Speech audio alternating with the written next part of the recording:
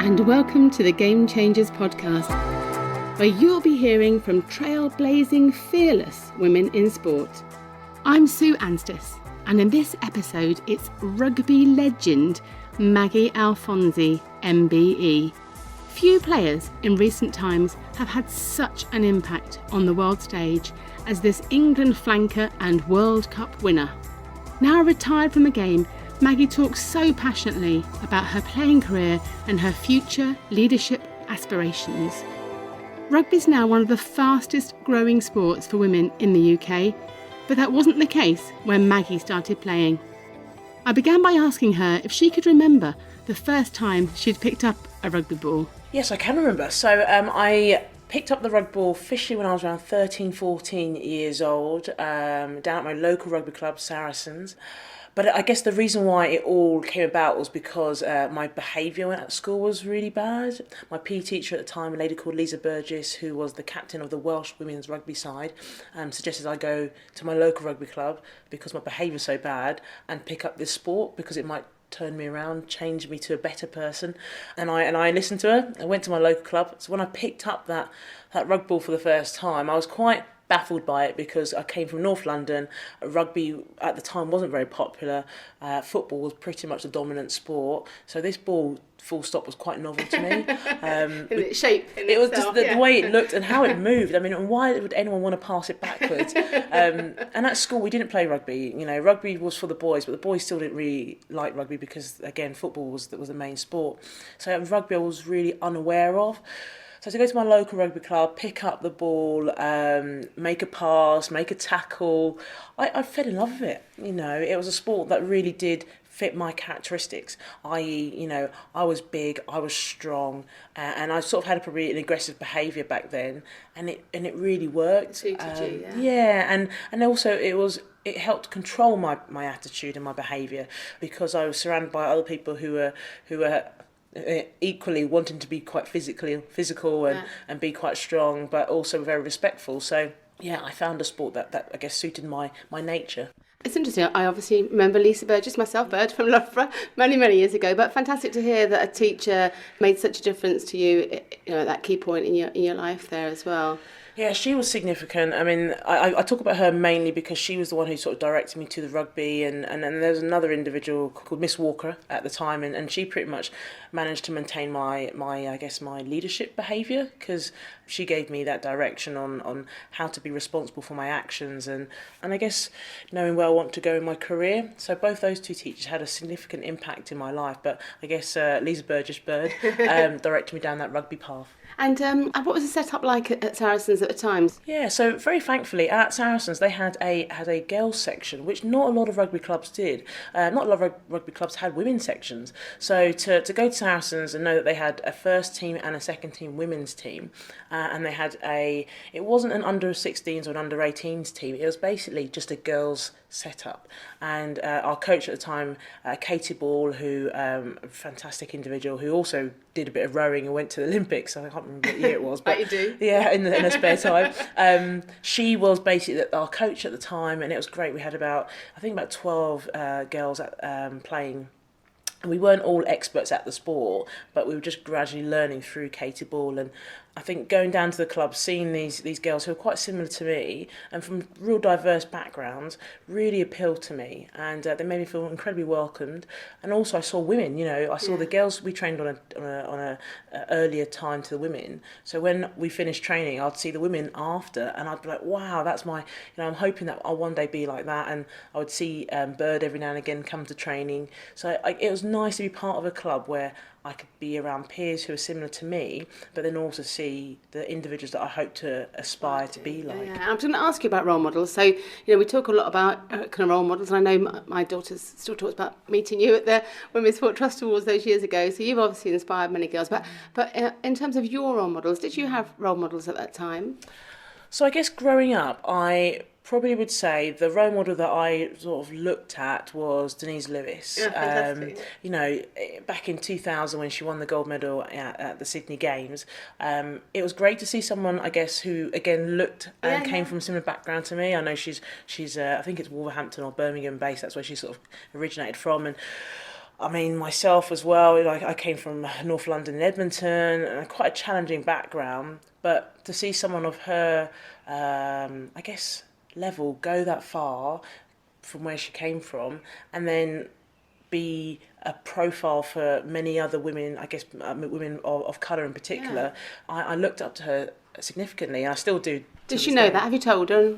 She might know now. She hears this. I haven't actually. I haven't told her. What's funny is like every now and again I get mistaken for her, so it's quite a nice thing to know that someone out there thinks that I look like her. But I haven't told her. I just think it's nice to know that there's someone out there who is still paving the way. You know, she paved the way for a lot of female athletes. You know, we talk about the likes of Jessica Ennis-Hill being brilliant at what she does, Catherine Granger as well. But I genuinely believe Denise Lewis was sort of the starting female role model for us, because she, I think at the time, was the only female Brit to win a gold medal in 2000 in athletics. So I just think she's someone who sort of set the mould for many female athletes, and now many of us look up to her. Yeah, it's fantastic. And you then be the role models in the future. And how does that feel, I guess, to you, knowing that you are a kind of role model and inspiring women and girls? Probably similar to Denise Lewis. You don't think that you are doing it. You know, you don't set out to be a role model. If anything, you just set out to be the best that you can be, the best version of you, and hope that others will follow in your footpath. And that's what I do, I guess. I go out, I played my rugby, and I played it to the best of my capability, and not let anyone stop me, regardless of what their perceptions may be. So being a female, I wasn't going to let that stop me. Being from an ethnic minority, I wasn't going to let that stop me. Or come from a low social economic background, I wasn't going to let that stop me. And I think what's great is that I've been successful on that main stage, and now people from that sort of background who maybe have similar, I guess, starting points to me, are now thinking, do you know what, I can totally do that. And if anything, I can exceed what she's achieved. And that for me is brilliant. And now when I do media stuff, I keep thinking the same thing. I apply that same principle as I was as an athlete, is I'm not going to let anyone stop me, regardless of the perceptions that people have of me. And hopefully through you just doing what you do, it leads others to follow you. And it sounds like you were super committed in terms of playing and training as your career then developed. So at what point do you think you recognised you had real potential to go on and play on a larger stage, as it were? Yeah, it's funny, even I look back now and I think it was that imposter syndrome. Like, I never thought at any stage I was going to be successful and make it to play for England. You know, I just played my sport. I absolutely loved it. I enjoyed the fact that I was good at tackling, and that I was able to work with other team members and help them look good as well. So I loved that feeling. So I never really understood or accepted that I would make it to be very successful. But when I finally got there, I started to really believe it. You know, it's that fake it till you make it sort of feeling where, right, okay, I might get there. Okay, I finally got there. Now I've got to believe that I am an incredibly good athlete. And I guess not until I retired did I really stop and look back and think, yeah, I was right. I wasn't too bad. And what was it, I guess, getting that first England cap? At what point do you think you thought, not I've made it, but, you know, you could take a moment to recognise? So my first England cap was way back in 2003, apologies, 2003, and it was out in Canada, and I scored my first try for England against USA. Yeah, God, it feels so long ago. Against USA, and that year was an incredible year because the men had won the Men's Rugby World Cup. So to get my first cap, it felt like that year was an amazing year. Yeah, not because of the Men's World Cup, but because of me, obviously. So even to this day, I think scoring that try, having that experience, you know, I still felt almost like a naive rugby player, because I was surrounded by some... How old were you when you got your first cap? I was 19 years old, and I was surrounded by some fantastic legends. You know, for me at the time, a lady called Paula George, Karen Andrews, Claire Frost, Helen Clayton, some brilliant, fantastic role models for me in the world of rugby. I got to play alongside them, so I didn't feel like I had to worry, but I did feel like I was the young one in the group. But it was an amazing experience, and one I really do treasure. Jumping forward then to that extraordinary World Cup win in 2014, obviously there had been 3 World Cups before that where you lost in the semi-finals, which must have been hugely painful for the team. How many of those had you played in the previous? Yeah, so thanks Sue for reminding me that. I played in 2 of the World Cups beforehand. So in 2006 out in Canada, again silver, and then 2010 in England at the Harlequin Stoop, and we got silver there. So I played in 2 of those World Cups, and each and every single one of them are quite painful to experience, but drove me on for another 4 years. How do you deal with it? How, as a team and as an individual? Because I guess that is seen as the pinnacle of, whether it's Six Nations or the World Cup. But how did you deal with that in the intervening years? And for it to happen twice before. Yeah. We're going to talk about the good bit in a minute, but just interested to know. Well, in 2006, I guess I was a young one in the team. I was 22 years old, and that was my first Rugby World Cup. I truly believed that we were capable of winning that World Cup. I still believe that we were capable of winning that World Cup. And so when we lost it, I think I just felt quite angry, not at my team. I just felt angry the fact that I knew that we had it in our grasp and we probably weren't able to get over the line. So if anything, what it did do was, for me as an individual, I guess it made me more driven and more focused. And also at that time, my team had quite a lot of experienced players. So post that World Cup in 2006, a lot of the team retired. So if anything, I became one of the senior players going into 2010. So it was painful to experience that loss in 2006, but it was a very good learning experience for myself as an individual and for some of those younger players in the team. 2010, I think, was probably the most painful of all the experiences, because I guess it was another 4 years. There was a lot of build-up around women's rugby. Yeah, you were at home. At home, and we had a good crowd. So back then, actually, that was probably that was a record crowd for women's rugby in England. I think we had just under 14,000 people come to watch that game. Again, it was against New Zealand, so one of the biggest nations. The score was 10-all, I think, into the final 5 minutes, and then we lost it by 3 points. So I look at that game as, oh God, we had it in our grasp and we let it go. And so after that final, it wasn't necessarily anger, it was almost now revenge.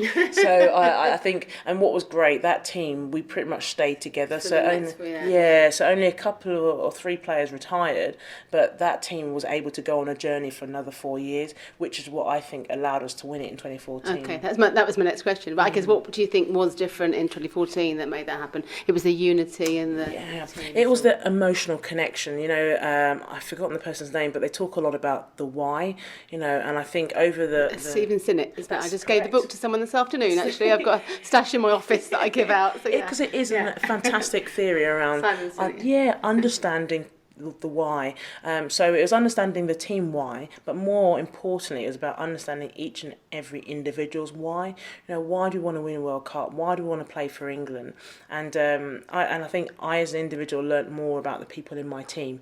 I had this emotional connection that was all about wanting to win a World Cup for them. And not really about winning it for yourself as an individual. And was there a psychologist or someone that worked with you on that in the intervening time? Yeah, there was a psychologist who came on board, and she sort of, I think we had it already, we just needed someone just to bring it out. And so she was quite significant going into the last I'd say probably the last week of the tournament, because we started to bring that to the forefront. I just think, not until you know your actual reasons why you're there and everyone else's reasons why they're there, do you start to go, okay, that's why I want to win the World Cup. It's not about your own profile. It's not about making lots of money. It's not about that. Well, suddenly you've got 15 different reasons. It's yours and other reasons. It's about too. The people you actually are considering to be your family, and that you're instilling your future in. So that was huge for us. That was absolutely probably the main reason why I won it. Understanding the why, having that psychologist come in to sort of steer us in that right direction. And then realising it was about a team. It was a team focus, not an individual focus. And so winning, amazing. As you sit here now today, 5 years on, can you remember how you felt at the time? It seems so long ago, if I'm honest. I felt younger, that's what I felt. Well, basically what I felt personally was relief. Because I guess to be part of the team over that 12-year period and lose 2 World Cup finals was quite tiresome. I guess knowing that people were going to retire as well, that's the piece, is that extra pressure, isn't it? That's exactly the case. It was almost like we had to win this. That losing wasn't an option, because I knew if we had lost that final, it starts again. Those who are Olympic athletes know what it's like. You start again, and it's quite hard work, and especially a lot of the experienced players would have stepped away, and lots of young players. And if I'm honest, a cycle of winning a World Cup takes about 8 years, I'd say, 8 to 12 years. And we saw that with our England women's team. They lost the World Cup in 2017.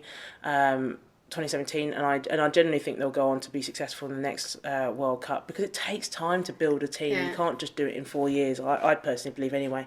So I think winning that World Cup in 2014 was the right time, and our team was very close. But it was relief rather than just celebration. It was like, actually, God, we've finally done it, and that's so good. And even after the final, and the last thing I was thinking about was getting incredibly drunk. It was actually all about, there's some good key people in my life who are out there, out in France with us, and I just wanted to say thank you to them, and thank you to my teammates, and then get to bed. that's basically, because the job has done. All, haven't you? Given you all. And do you think if you hadn't won, would you have continued on to play for another cycle? Do you think? I would like to have. I think there's two things that probably would have influenced my decision. So prior to that final, anyway, I didn't announce that I was going to retire, but I remember collecting my shirt and I was crying anyway prior to that final, and so I knew that I was going to step down.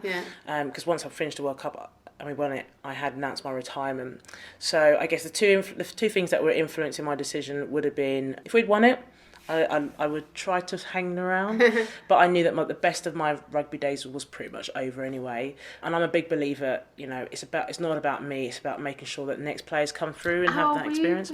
So I was 30 years old, right. And and it wasn't about me. There's some other younger players coming through. I look at Miley Packer in particular, players like that who actually it's about letting them have their moment. That's a very generous. I hadn't really thought about that time, but I guess people that go on and play, but actually isn't allowing the space for others to come and have their time in the sunshine. And because prior to me, a lady called Helen Clayton, we call Rob, she was the dominant number 7 before I got that shirt. And then I remember when I retired, she said to me, it's the changing of the guards.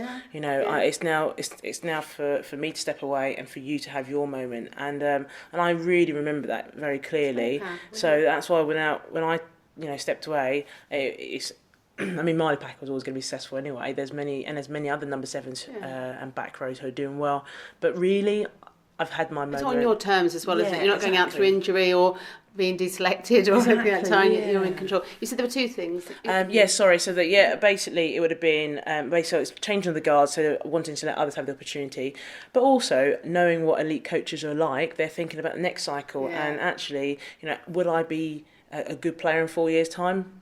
I doubt it. So I think the coaches at the time would have also enforced that decision on me.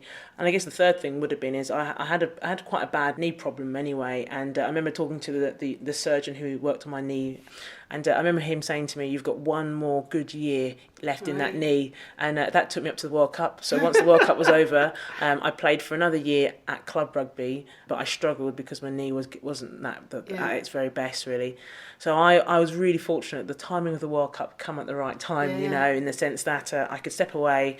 I wasn't getting any younger, but my knee had enough in it to be the best that it could be. Yeah, and I guess in terms of other sports in your history, and I know that you dabbled a bit in terms of some athletics and shot put, and had you played other sports? Had you obviously clearly athletics, but other team sports or anything else? So football was a big thing for me. So I guess growing up in North London, not too far from Tottenham, and Arsenal actually, you had to basically be interested in the round ball. So I absolutely loved football. I played it at playtime at school with the boys, and not all of the girls would play. And I played for our school team, and I took up a little bit of it at my local club, which was I think Enfield FC. So why rugby and not football, do you think? Yeah, I guess if I'm probably deep down inside me, I saw football as being a sport that everyone played it, and I wanted something completely different.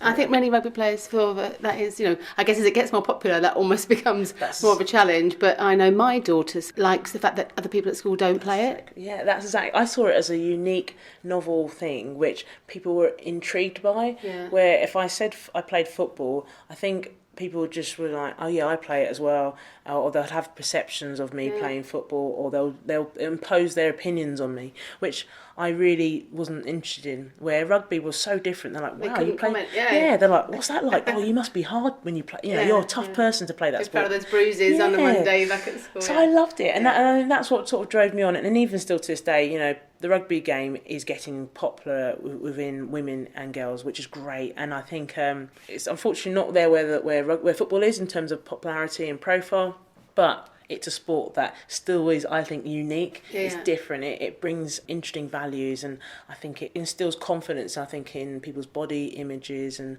also their attitude to life, I think. So rugby did that for me, and I think what's great, it's doing that for many other young girls and women. And are you still involved at Saracens now?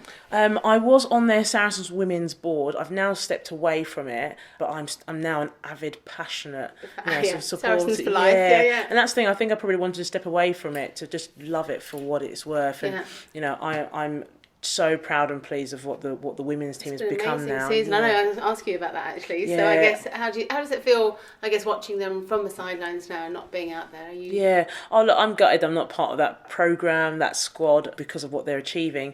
But what I'm really pleased about is that I was part of the process. Like there's been many women before me who were part of the process that helped our Saracens women's team at the time be successful. So I look at the team with fond memories, and I'm just incredibly proud of what the first team, the second team has achieved, and what the men's team are achieving. I remember when they were back down at Bramley Road, amateur setup, and now the flourishing, winning European premierships, you name it. As a club, I'm so lucky that my first club was Saracens. And it's amazing you were there the whole. I mean, people do move to different clubs and clubs change, but you've been loyal, and they've been loyal to you too. As people say, if you cut me, I'd bleed red and black. Just because it's been a club that has supported. You're in red and black today, aren't you? Like Sarries colours. I just wanted to really get that across. But it's been a club that supported me as a family. I've had some challenging times throughout my life, and what was nice is that they've always been there. And I like to think that even now, as a supporter and as one of the old girls, as we say, if any of the young girls are experiencing challenges or need help in terms of career, there's many of us old girls who have very good jobs who can help support them. So I like to think that we have that club attitude. And the success of the team at the moment, obviously they won the Tyrrell's Premiership again. So where do you think the difference that they're doing at Saracens versus others that are in that Premiership? Yeah. So I'd say Saracens and Harlequins are probably two of the strongest teams in the Premiership, with regards to what they do off the pitch. So I would say one, they've got an incredibly good connection with their men's setup. So if I look at Saracens, their relationship with the men's organisation is perfect. Nigel Ray is a huge supporter of the women's section. They've also got in terms of PR, they're aligned there, and also in coaching. So I think sometimes Alex Anderson does a bit of work with the women's setup. So that's incredible to have that level of support. And the second thing I'd say, what the Saracens women have created is almost that level of, I think you mentioned it with regards to me, club loyalty. So you've got players who generally want to be there. They're not just coming in because of the profile, because they're winning, and then they're dipping out and finding another good club. You've got players who've been at that club for probably quite a while now, or have been there since when we weren't winning. Yeah, absolutely. And Sonia Green is one good example. She's been there since the club started, I'd imagine. But it's great to have players like that who are just proper club players. Not all of them play for England, yet we have got a good amount of England players, but they were Saracens before they became England players. So it's great to see that the fact that the club's got a very good loyal setup. And then I think the other thing I'd probably say is just we've got a professional setup in the sense that we've got our director of women's rugby, Laura Eddy, who's amazing what she does, and then we've got a really good coaching foundation. Previously we had Robert Kane, who was our head coach. Now Alex Osprey's become the head coach, but he's supported by I think 3 or 4 other really good coaches. So it's that professional setup, even though it's still effectively amateur. They've they've got this it looks like a professional programme, which is what I think appeals to a lot of people. You're now a spectator and watching from the sides. How, in terms of just going back to that transition of your no longer being an international rugby player as a persona, how was that for you in terms of that transition in 2014 to life? Incredibly hard. I'll be open and honest, it's still hard now when you think about it. So I guess I retired in 2014 from international rugby. I was working for a big charity called the Youth Sport Trust, and I was an athlete mentor manager there. So what was good is I had a full-time job already. But what was tough was realising that the identity of being an athlete was sort of removed from me, and I became 100% a working person. And I guess I didn't really appreciate the challenges that would create. Had you been alerted to that before that happened, do you think? Or yeah, I knew of it really. Right. Every athlete knows about it, and just don't think about it in the future. True, and it's probably the biggest mistake. Always prepare yourself for that life after. I even did my master's dissertation on the life after sport, because it's important to recognise that athletes know it's coming. They don't necessarily take ownership of it. And I think that was the biggest thing for me. I probably wish I'd taken more ownership over that transitional period. By that I mean, increasing my networks of key people in businesses, and actually going out to meet them, and identifying opportunities that I could do to help build my skill level. Doing qualifications is key. I think that's always sort of part of developing your CV. But I think to really make you stand out and be a little bit different, it's about building those relationships. And that's one thing I would say to people now. Relationships are key. People don't just hire you for what skills you have. People hire you because they like you. And that's what I do in my job now. When I'm hiring people, it's actually, have I got that relationship with them? Would they work well in this team? Would they have a good relationship with other people in that team? And people keep saying to me, it's about like a rowing boat. It's about filling that rowing boat and making sure that they all work together to be successful. So yeah, I think relationships are key, building that network.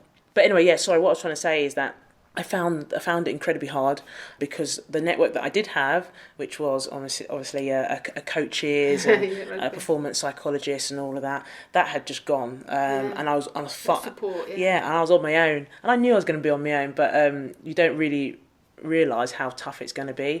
So I quickly built a new team. It was all about, I tried to find a new sport, so I tried to get back into athletics.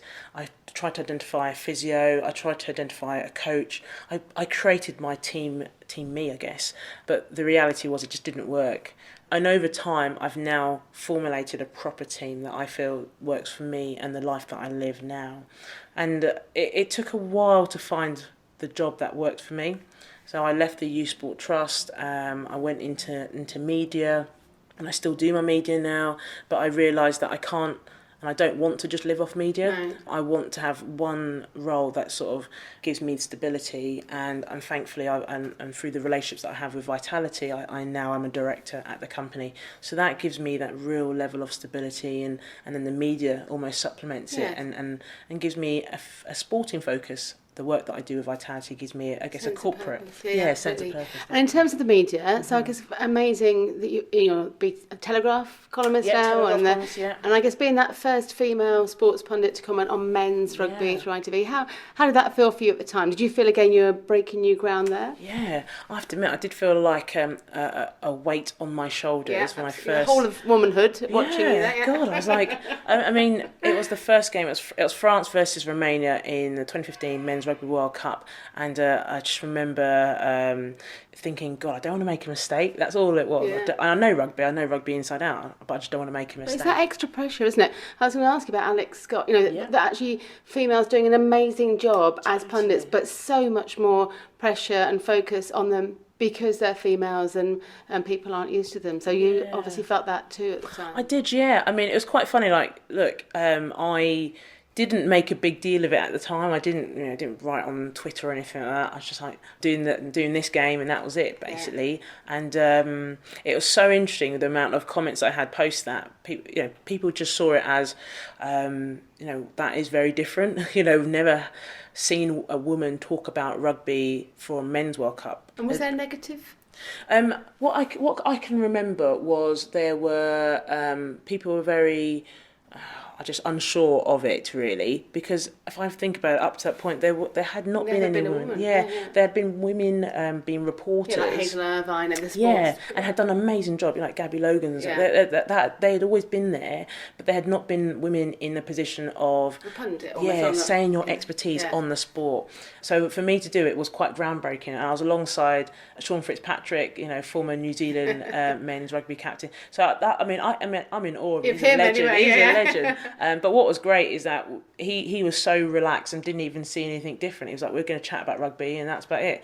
So I felt incredibly relaxed, and I absolutely loved the moment, and did the rest of the World Cup. I was in the studio, then pitch side all the way up until the final, the men's final. So I'd never been, again, a woman talking on the men's game in that sense. So I absolutely loved it, and after that, and now it's part of what I do. Yeah. And I guess when I first started, and probably similar to Alex Scott and then many other women who are now breaking that barrier, when I first started, I guess I got a lot of negative comments about being a woman talking about men's sport. And no one really criticised my content. It was more about just being a woman. Just being a woman, we'll criticise you for that, because actually what you're saying is really good. Exactly, and actually now what's good is I'd rather have a debate. Now I get people who would say I agree or disagree, and I'm like, that's fine. Yeah. I'd rather you agree or disagree with what I'm saying, because then we can have a debate. Yeah. You're talking about, okay, I disagree that him or her ran that line. That's fine. That's a discussion, and sport and anything we talk about, like politics, should be about a debate. But when you're commenting and saying that I shouldn't know something about the sport because of your gender, that's when I'm like, what discussion or debate are we going to have there? Because it's pointless. So now the comments are a bit more, it's more open and constructive, and actually people are more positive and supportive. I don't want people to support me just because I'm a woman. No. I want people to support me because actually what my content is correct. And I guess you should be proud. Nolly was at the weekend on the Channel 4, so sort of setting that path for other women to go out and comment and be accepted in that way too. Yeah, I mean, what's great is that it's just now growing. The only challenge that we have in the world of probably more media is the fact that there's less roles for women. Yeah. So the challenge you have is that there's more women coming out and now finally getting opportunities, and then there's less opportunities in terms of positions for those people.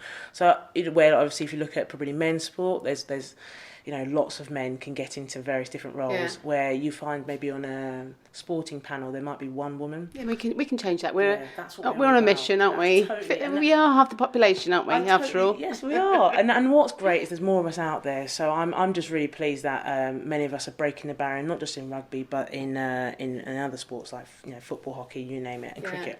And where do you see, cricket, lovely, Ebony, where do you see that going in the future? Do you feel more confident now to probably where you were when you first had the opportunity? Yeah, definitely. I think I see it growing.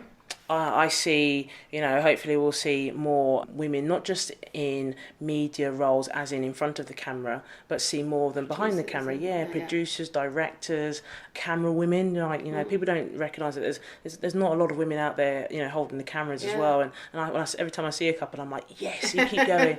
I want more of you out there. So that's what role modelling, isn't it? It's exactly the same as we talked in sport. It's actually the more that people see it and see it's a goal, something that they could do in the future. Yeah, definitely. So that's what I hope to see in the future, and so that's my goal. I think my future goal is that I'd probably step away from media in the future, but be more of a leader in terms of my goal and my dream is to be hopefully the next Sally Mundane. I want to be a CEO of a sporting organisation, okay, cool. And a woman of colour in that position, because obviously if I look at diversity, there's not much of that, and I want to be one of those women who are flying the flag or doing some amazing stuff, and who knows, one day be the president or the CEO of the RFU. That would be absolutely amazing. I love this. That's fantastic. Yeah, good. Yeah, so that's where my current aspirations and goals are. I look at Sue Day, for example. She's CFO for the RFU, which is fantastic, and I want to be in a position where I can be on that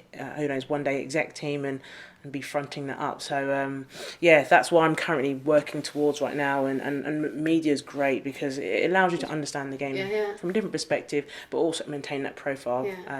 So in terms of I guess the girls got their professional contracts this year, which is fantastic news. How did you feel about that looking back, would you have liked that to have been a full-time professional athlete, do you think, or actually would that have made the transition out of sport even harder because you wouldn't have had a kind of career path running alongside? It's such an interesting question, because if I was in the sport now, I'd say yes, I would love to have had a professional contract, because I know what it was like to try and balance up one job and try and be the best that I could be in that professional job, and then at the same time trying to develop my skills and ability to be the best I can be as an athlete. So if I was still in the sport, I'd say, oh my God, I wish I had the professional contract. Now I'm out of the sport, I'd probably say, I guess, it's important to an extent that athletes are able to develop their career whilst being an athlete. And I guess the challenge you have of having a professional contract is athletes unfortunately are unable to do that, or maybe lose sight of that.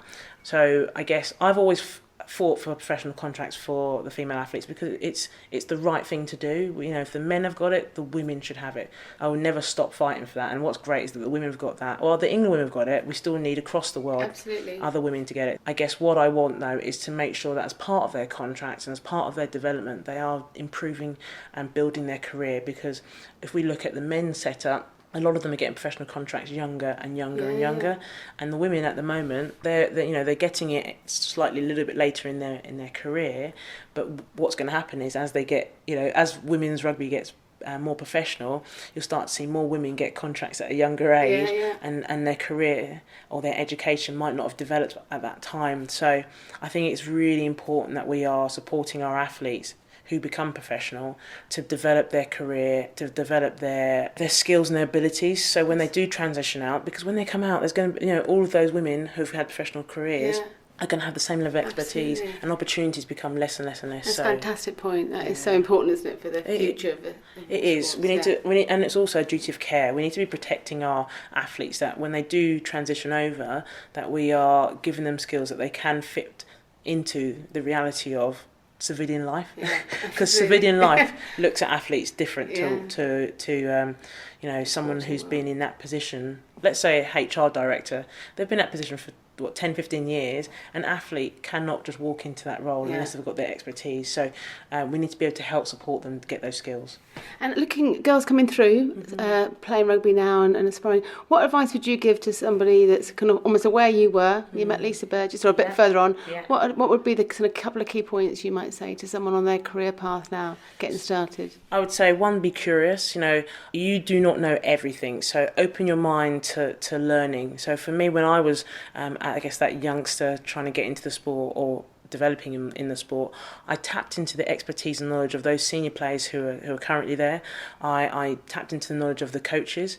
I would take ownership of my own development. I did not let the coaches dictate my learning. I would make contact with the coaches and say, right, I need to work on this. Can you come and see me? In terms of my England coaches, I went and observed men's and women's teams and their coaching as well. I would throw myself into environments that were a little bit uncomfortable.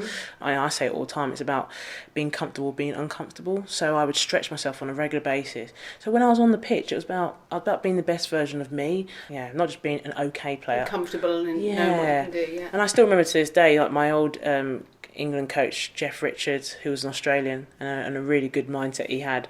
He was like, it's not about being the best player in England, it's about being the best player in the world. And that's how I guess I approach my life today. It's not about being a good leader in this country or a good leader in the company that you're in. It's about being the best leader. Like, how are you going to be the best leader?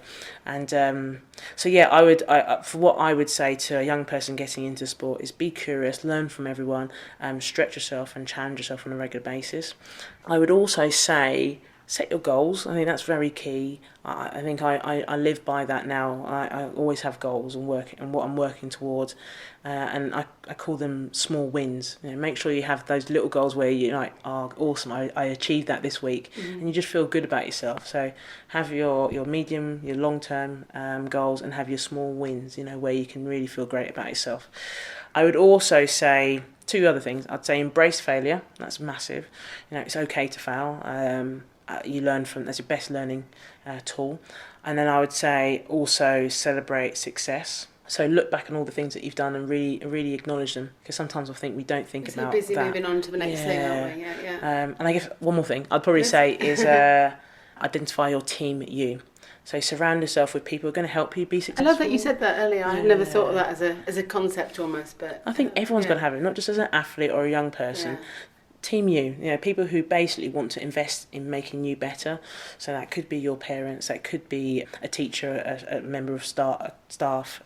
Anyone who's basically willing to help you be successful. Yeah, excellent. The podcast is called The Game Changers, so extraordinary, trailblazing women in sport. What do you feel your legacy will be looking for? You've mentioned this a little bit. Is it about your playing career, or do you feel... I know the answer to this now. There's lots more to come in the future when you look back in the future. Yeah, I'm hoping it's going to be the next chapter, really. Excellent. I think what's quite interesting now, people don't see me as a rugby player, they see me as an influential leader, which is what I want to be. I played rugby, I was really good at it, I tackled really hard. I think that's what people generally think of me when they think of my sport, and I know that's awesome. But now I need to start paving the way for another impact on the world, and I like to think that is being that leader who's creating change to an extent, but also having an impact on other people's lives. Like, I want to make sure that I can hopefully help others and them be successful, them exceed what I've achieved. And I'm not just saying for women and girls, I mean boys and men. One of the young people who still stays strong to me in my life is a guy called Wayne Instrel, and I had an impact on him when I was a mentor working for the Youth Sport Trust, and now he goes out and delivers talks about the change in his life, and he's impacting many others. It's like that ripple effect. If you've impacted one, and then that's exactly, and that's what I want life to be. I want people to exceed me. I want people to achieve more than what I've achieved because they were inspired by what I did. So rugby was a great part of my life. It's a chapter that I sort of have to close, because otherwise you keep looking back, And now I'm thinking about my next path, and I'm currently studying. I'm doing an MBA in it's basically called an MBA for CEOs in sporting organisations. So it's around leadership. Where is that? Where are you? It's at the University of Salford. Yeah, fantastic. So I'm hoping to complete that, and that's building my skills and my repertoire of tools, I guess, to be able to fit into a position, hopefully, in the future. What a truly inspiring human being Maggie is. So passionate about her sport, generous with her advice and time, and astute about the impact she could make in the future. There's no question that she will be a hugely influential leader. I'd love to hear what you think about the Game Changers podcast, so please do leave a review or give us a rating. It makes a huge difference and will help us to spread the stories of these amazing women in sport. To make sure you don't miss out on future episodes, please subscribe to The Game Changers, and you can find out more about all of my guests at promotepr.com/gamechangers. In the next episode, you'll hear from the hockey superstar Kate Richardson-Walsh OBE. With a record 375 caps for her country, Kate was England and GB captain for 13 years, culminating in that incredible hockey Olympic gold in Rio in 2016. It's a fascinating conversation where Kate talks very candidly about the highs and lows in her incredible career and her future plans. It was being dropped, I think, gave me a bit of a wake-up call to say, actually, I'm so upset about this, I'm so embarrassed and angry, and actually, why am I feeling so emotional about it? Well, I actually care.